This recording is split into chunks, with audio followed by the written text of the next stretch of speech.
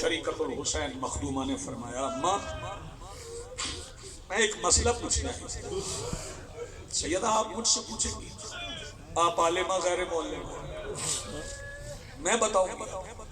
فرمایا آپ بھی تو محافظ شریعت کا کفر ان کی زوجہ ہیں, میں بطول زادی ہو کے کہہ رہی ہوں, میں پوچھتی ہوں آپ مجھے بتائیں. جی سیدہ ہو. فرمایا اماں یہ بتاؤ میرے نانا کی شریعت میں مستور کی نماز بغیر چادر کے ہو جاتی ہے؟ کون ہے جیسے اماں میرے نانا کی شریعت میں مستور کی نماز بغیر پردے کے ہو جاتی ہے؟ سیدہ نہیں ہوتی.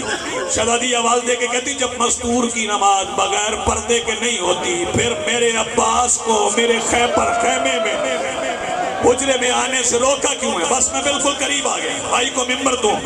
جو ایک نماز عباس کے بغیر نہیں پڑھتی تھی, ذرا سوچ اس نے شام غریبہ میں بغیر چادر کے جلے ہوئے خیمے کی راکھ کے مصلے پہ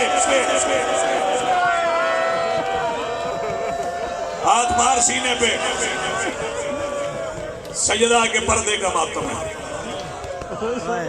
سیدہ کے پردے کا ماتم ہے, حجاب سیدہ کا ماتم ہے. بس عزاداروں میں بالکل قریب آ گیا, تعمیل حکم ہو گئی, سارے سر نیزوں پہ سوار ہوئے ہیں. میرے مرشد عباس کا سر نیزے پہ نہیں, ہاں میرے مرشد عباس کا سر نیزے پہ نہیں, گھوڑے کی گردن پہ. دو سر ہیں جو لٹکائے گئے ہیں, پہلا امیر مسلم کا, دوسرا میرے مولا عباس کا. 9 بار نیزے پہ سوار ہوئے, 9 بار نیزے سے گرا ہے. آخری بار گرنے کی وجہ بتاؤں اور میں آپ کو سلام کروں. شام کے بازار کے باہر 3 دن گزر گئے علی کی بیٹیوں کو, علی کی بیٹیاں کھڑی رہیں. میں کہہ گیا تو سن گیا. 3 دن گزر گئے, علی کی بیٹیاں کھڑی رہیں. تیسرے دن دروازہ کھلا, علی کی بیٹیوں نے بازار میں آنا تھا. میں تعداد نہیں بتاتا کہ لوگ چودھری صاحب کتنے تھے, بھائی جان کتنے لوگ تھے, ڈاکٹر صاحب کتنے لوگ تھے, تعداد نہیں بتاتا. جب دروازہ کھلا نا, علی کی بیٹی نے پہلا قدم بازار میں رکھنے کے لیے اٹھایا. اچھا مجھے بتاؤ سارے سمجھدار حضرات بیٹھو, پیر اٹھ جائے اسے زمین پہ آنے میں دیر کتنی لگتی ہے؟ ادھر اٹھا ادھر زمین پہ آ گیا. میں پاک ممبر پہ کھڑا ہوں, یہ کالا کپڑا میرے ہاتھ میں ہے. یہ شیعوں کے لیے نہیں کہہ رہا, اگر کوئی اہل سنت بیٹھا تو اسے یقین دلانے کے لیے کہہ رہا ہوں. پیر اٹھے تو زمین پہ رکھنے میں دیر کتنی لگتی ہے؟ ادھر اٹھایا ادھر رکھ لیا.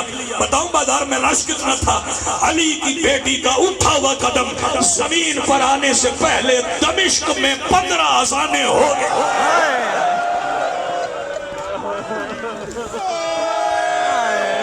آئے کر کے رو یار, بین کر کے رو. دمشق میں 15 اذانیں ہو گئی. 15 اذانوں کے بعد علی کی بیٹی کا پہلا قدم زمین پر آیا. جیسے ہی علی کی بیٹی کا پہلا قدم زمین پہ آیا, استقبال کرنے والوں نے جلدی استقبال کرنا شروع کیا. پھول نچھاور ہونے شروع ہو گئے. کئی بندے پھول کی لفظ سن کے شاید دکھ جائیں, لوگوں نے پتھر مارنے شروع کر دیے. علی کی بیٹی چپ کر کے پتھر کھاتی رہی. جو بندہ ماتم کر سکے وہ سینے پہ ہاتھ مارے. علی کی بیٹی پتھر کھاتی رہی, علی کی بیٹی پتھر کھاتی رہی. احتجاج بھی نہیں کیا. اللہ تعالیٰ سنو گے کب تک کھاتی رہی؟ اچانک بازار کی چھت سے ایک پتھر آیا, وہ لگا سیدہ ام رباب کے ہاتھ پہ. جیسے سیدہ ام رباب کو پتھر لگا, اب شریفوں کو بہو بیٹی سے زیادہ پیاری ہوتی ہے. علی کی بیٹی اب رکی نہیں, اب وہاں آئی جہاں حسین کا سر نیزے کی نوک پہ آنکھیں بند کیے ہوئے تھا. شبیر کے سر والے نیزے کے ساتھ پیشانی مار کے سیدہ کہتی حسین قرآن کب پڑھو گے؟ اب تو میرے بابا کی کرو تیاری. ماتم کی، اب تو میرے بابا کی بہو زخمی ہو گئی۔ وہ سنو گے، حسین نے نیزے کی نوک پہ قرآن پڑھنا شروع کیا۔ مدت کے بعد بہن نے بھائی سے قرآن سنا، قریب کھڑے ہو کے قرآن سننے لگی۔ اللہ کرے یہ لفظ تمہیں سمجھا سکوں، حسین نے قرآن پڑھتے پڑھتے اچانک آیت سے آیت کو اشارہ کیا۔ بھائی کا اشارہ سمجھ کے علی کی بیٹی نے پلٹ کے دیکھا۔